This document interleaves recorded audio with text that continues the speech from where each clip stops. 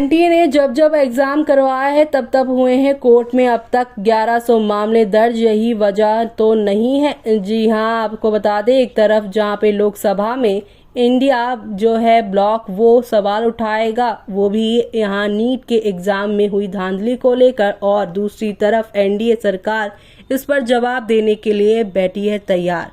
लेकिन यहाँ पर बता दें खबर पूरी विस्तार से आपको, तब तक आप हमारे चैनल यानी टीसी न्यूज चैनल को लाइक एंड सब्सक्राइब जरूर करें।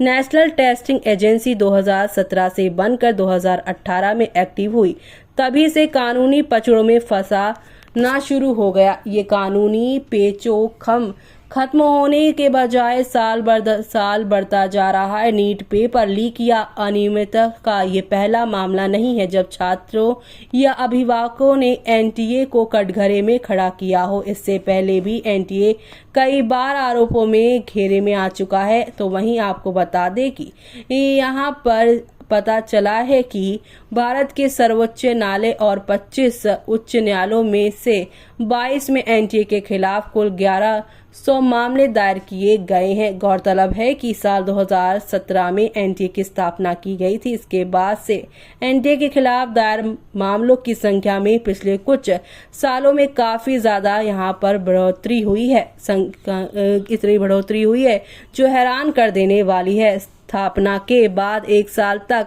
एनटीए के खिलाफ कोई मामला नहीं था, लेकिन 2018 में 6 मामले दायर किए गए। इसके बाद वो संख्या बढ़ती चली गई। एक साल बाद यानी साल 2019 में एनटीए पर 125 आरोप थे। इसके बाद 2020 में ये 137 तक पहुंच गए। साल 2024 तक ये आंकड़े को देखा जाए तो 6 महीने में एनटीए के खिलाफ 129 मामले दर्ज हो चुके हैं, और यही बहुत ज्यादा हैरान कर देने वाले हैं। 18 में 6 मामले, 19 में 125 मामले, 20 में 137, 21 में 191 और 22 में 3017 यानी कि 317 तो, और 23 में 100 यहाँ पर 85। 2024 में अभी इन 6 महीनों में 129 मामले, जो कि हैरान कर देने वाले हैं। लेकिन अब इन सारे मामलों पर चर्चा होगी लोकसभा में।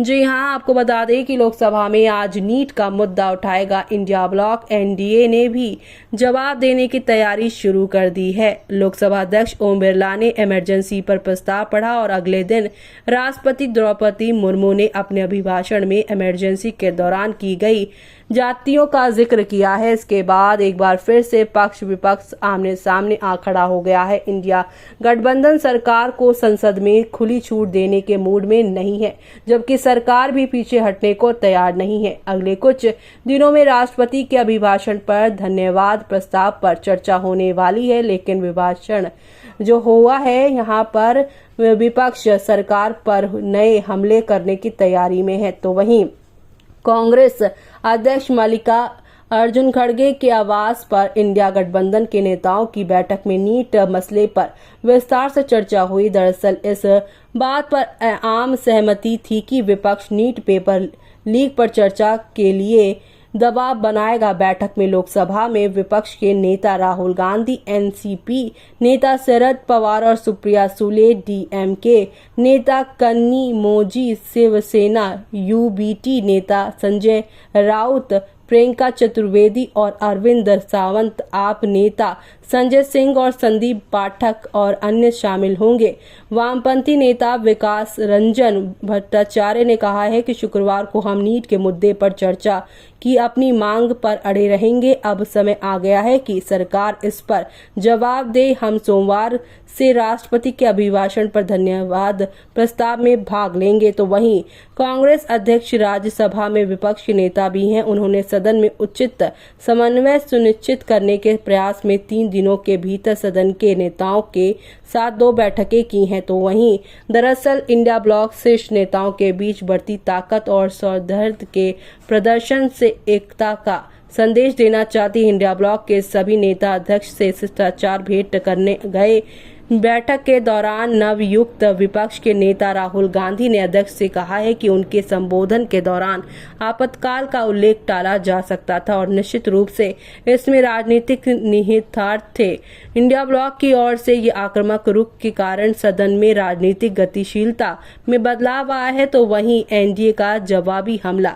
राष्ट्रपति के अभिभाषण पर धन्यवाद प्रस्ताव पर बहस के दौरान विपक्ष का मुकाबला करने के लिए एनडीए की क्या रणनीति होगी। तो आपको बता दें कि राष्ट्रपति के अभिभाषण के बाद संसद के दोनों सदनों में धन्यवाद प्रस्ताव पेश किया जाएगा। प्रस्ताव पर चर्चा 21 घंटे तक चलने की संभावना है। अनुराग ठाकुर एनडीए की ओर से पहले वक्ता होंगे, जबकि भाजपा को 8 घंटे आवंटित किए गए हैं। चूंकि इंडिया ब्लॉक विभिन्न मुद्दों पर एनडीए सरकार को घेरने की योजना बना रहा है, इसलिए सरकार विपक्ष का मुकाबला करने के लिए तैयार है। इसके लिए रणनीति पहले से ही तैयार है। सरकार के उच्च पदस्थ सूत्रों ने कहा है कि हम विपक्ष के हर सवाल का जवाब देंगे। सरकार के एक अन्य शीर्ष सूत्र ने कहा है कि विपक्ष एक बार फिर विभिन्न मुद्दों पर गलत बयानबाजी करने की कोशिश करेगा, जैसे कि उसने लोकसभा चुनाव के प्रचार के दौरान किया था। लेकिन हम विपक्ष को तथ्यों के साथ यहां पर जवाब देंगे। तो वहीं यहां पर विपक्ष पेपर लीक के मुद्दे को आक्रामक तरीके से उठाकर अपनी पूरी ताकत झोंक सकता है।